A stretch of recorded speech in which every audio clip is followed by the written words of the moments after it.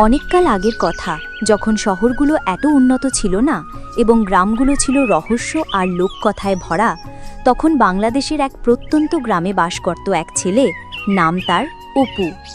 অপু ছিল খুব সাহসী, কিন্তু তার একটা দুর্বলতা ছিল, ভূতের গল্প শুনলে সে ভীষণ ভয় পেত। একদিন রাতের বেলা অপুর দাদি তাকে একটা পুরনো ভূতের গল্প বলতে শুরু করলেন। গল্পটা ছিল গ্রামের পাশেই এক পরিত্যক্ত বাড়িতে বাস করা এক অশরীরী আত্মার। দাদিমা বললেন, আজ থেকে 50 বছর আগে ওই বাড়িতে এক বৃদ্ধা একা থাকতেন।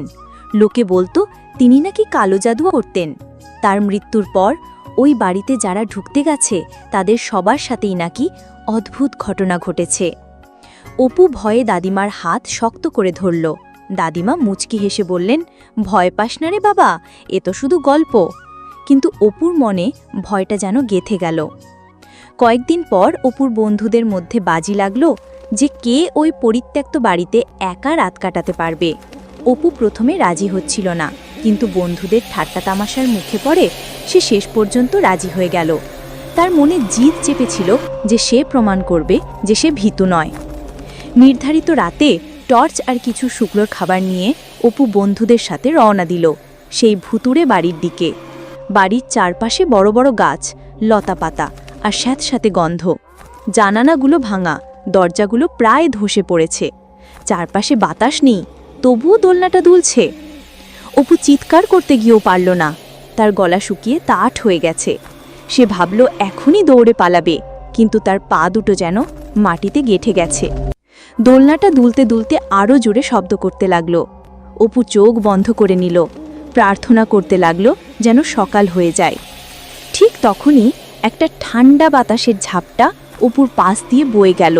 তার মনে হলো কেউ যেন তার কানের কাছে ফিসফিস করে কিছু বলল, কিন্তু সে কিছু বুঝতে পারল না। ভয়ে অপুর শরীর কাঁপছিল। সে চোখ খুলে দেখল দোলনাটা থেমে গেছে। অপু আর এক মুহূর্তও অপেক্ষা করল না। সে দ্রুত সিঁড়ি বেয়ে নিচে নামল এবং যত জোরে সম্ভব দৌড়ে বাড়ি থেকে বেরিয়ে এলো।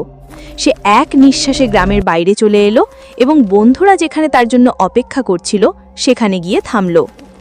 বন্ধুরা অপুকে দেখে অবাক হয়ে গেল।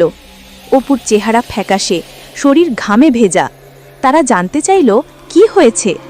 অপু কোনো রকমে সব ঘটনা খুলে বলল।